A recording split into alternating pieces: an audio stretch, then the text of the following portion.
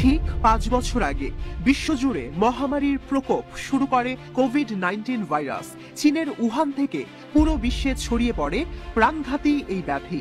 5 বছর বাদে আবারও মানবদেহে সংক্রমিত হচ্ছে নতুন ভাইরাস, যা ছড়িয়ে পড়ছে সেই চীন থেকে।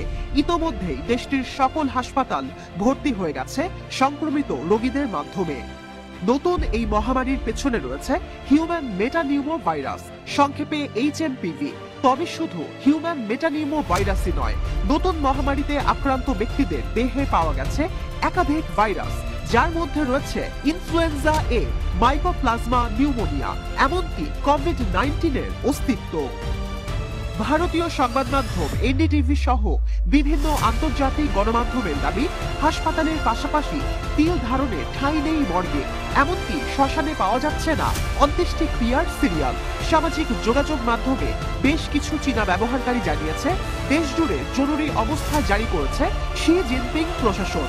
যদিও কমিউনিস্ট দেশটিতে গণমাধ্যম পুরোপুরি নিয়ন্ত্রণ করে চীনা সরকার, ফলে সত্যতা নিয়ে ধোঁয়াশা থেকেই যাচ্ছে।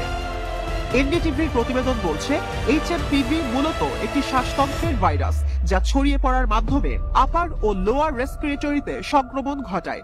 শিশু থেকে বৃদ্ধ যে কোনো বয়সী ব্যক্তি সংক্রমিত হতে পারে এই রোগে।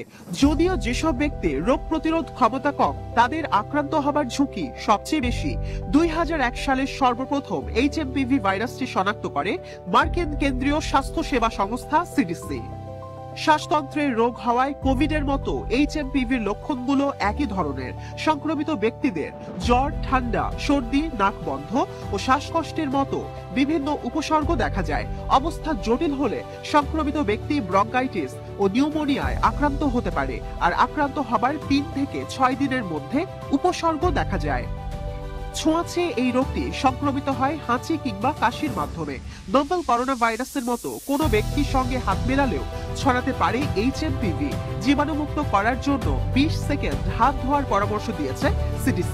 এছাড়াও উপসর্গযুক্ত ব্যক্তির সঙ্গে নিশ্চিত করতে হবে সামাজিক দূরত্ব। চীনা বার্তা সংস্থা CCTVর প্রতিবেদন বলছে, দেশটির জাতীয় রোগ নিয়ন্ত্রণ ও প্রতিরোধ প্রশাসন ল্যাবরেটরি রিপোর্টের উপর ভিত্তি করে রোগ নিয়ন্ত্রণের উপায় নিয়ে গবেষণা চালাচ্ছে। ডিসেম্বরের 16 থেকে 22 তারিখ পর্যন্ত সবচেয়ে বেশি রোগী ভর্তি হয়েছে হাসপাতালে। চীনে এখন শীতকাল চলায় কোনটি সর্দি জ্বর আর কোনটি HMPV তা নির্ণয়ে হিমশিম খাচ্ছেন চিকিৎসকেরা। এখন পর্যন্ত বিজ্ঞানীরা HMPVর কোনো টিকা আবিষ্কার করতে পারেননি।